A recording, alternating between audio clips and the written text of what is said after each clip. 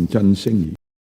員。多謝主席。依家失業率上升，事實上係有唔同嘅原因。經濟對部分行業係造成挑戰。另外有工友反映，僱主輸入大量外勞之後，就炒咗同一崗位嘅本地僱員，加埋非法勞工嘅問題等等。或者呢啲都係經濟轉型嘅陣痛。轉型之後，香港經濟更強，收入更多。雖然如此，但係基層工友都唔希望聽日過唔到。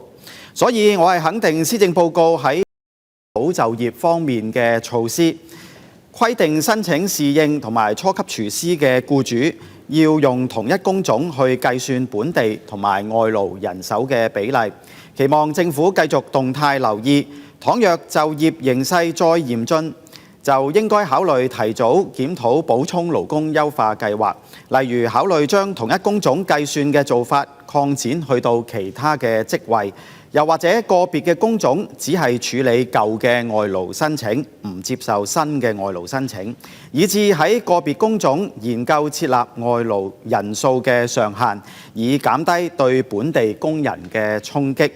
雖然政府有行政制裁違規嘅僱主亦都要做實地嘅招聘，但係勞工處有幾多人手去睇住每一宗嘅個案係咪有心請本地人呢？有幾多人手去監督佢哋做實地招聘嘅情況呢？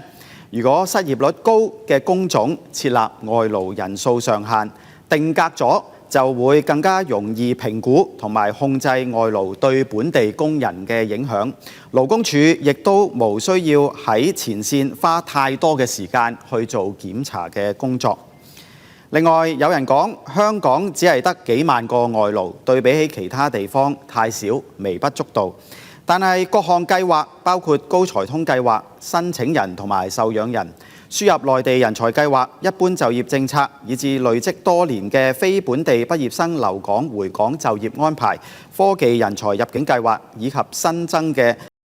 輸入技術工種專才等等，連埋受養人，估計可能有近30萬非本地人喺香港工作。如果計及可以喺香港工作，而又真係全部喺香港工作嘅話呢，就會更多。就算一啲計劃有人才嘅字眼，佢哋連埋受養人，亦都可能做一啲比較前線嘅工種。所以我希望政府可以全面評估所有計劃，連同佢哋嘅受養人喺香港工作嘅情況，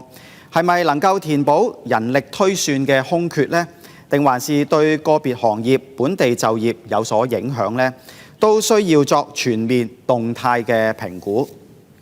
此外喺建造業方面，近年私營工程量下跌，我樂見施政報告提出會喺未來2至3年額外投入300億嘅工程開支。北都發展係長遠有需要，早做就好過遲做，所以都唔應該因為財赤呢就減少公務工程。增加嘅公務工程對業界嘅承辦商以至建造業工友都可以話係及時雨。近年非法勞工做平台外賣員、網約車司機、裝修，以至近期流行嘅上門煮私房菜等等，損害咗本地工人嘅就業。我肯定施政報告成立咗跨部門反黑工專責組，期望除咗跨部門之外，特區政府可以加強同內地執法部門嘅協作，打擊集團式經營嘅黑工業務，對懷疑社交媒體安排黑工嘅廣告呢多啲巡查，或者係要求下架，切斷黑工嘅源頭。另外，今次施政報告明確提出立法完善平台外賣員工傷補償嘅機制。勞聯嘅屬會香港食物送遞員職工會對此表示歡迎，係有突破性同埋具意義嘅一步，係對新就業形態嘅一個積極回應。期望將來工傷保險嘅保障範圍同埋水平應該係接近僱員補償條例嘅保障水平。除咗工傷保障，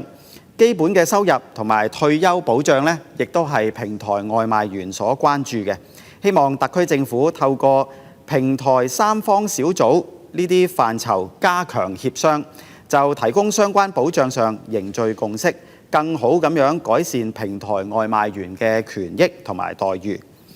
近年香港經濟再次面臨轉型，包括喺傳統行業，例如喺餐飲業，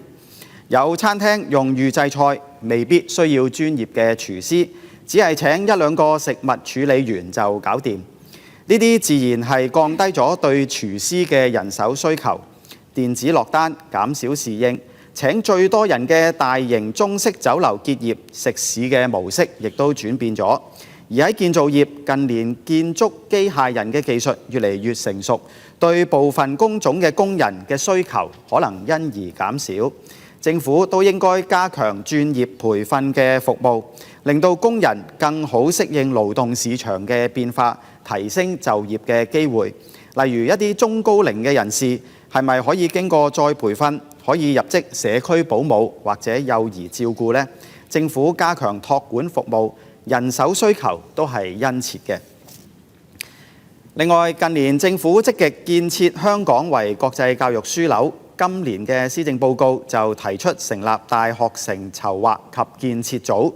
研究北都大學城發展嘅模式。北都未來嘅產業發展有創科、先進製造業、高端專業服務等等，期望大學城吸引唔同院校進駐，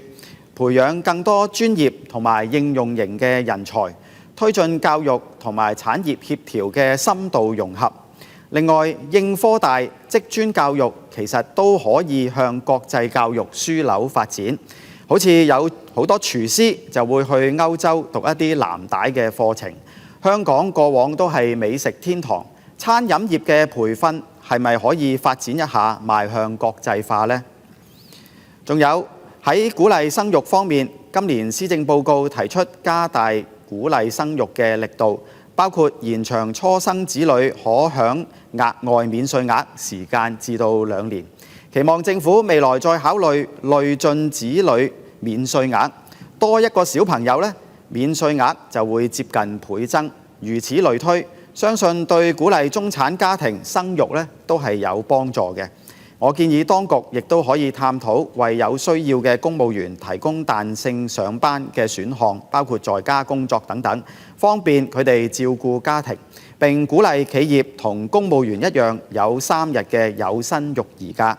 最後，我感謝行政長官同埋各個官員聆聽並且接納工會同社會各界嘅意見。主席，我支持致謝議案，謹此陳辭。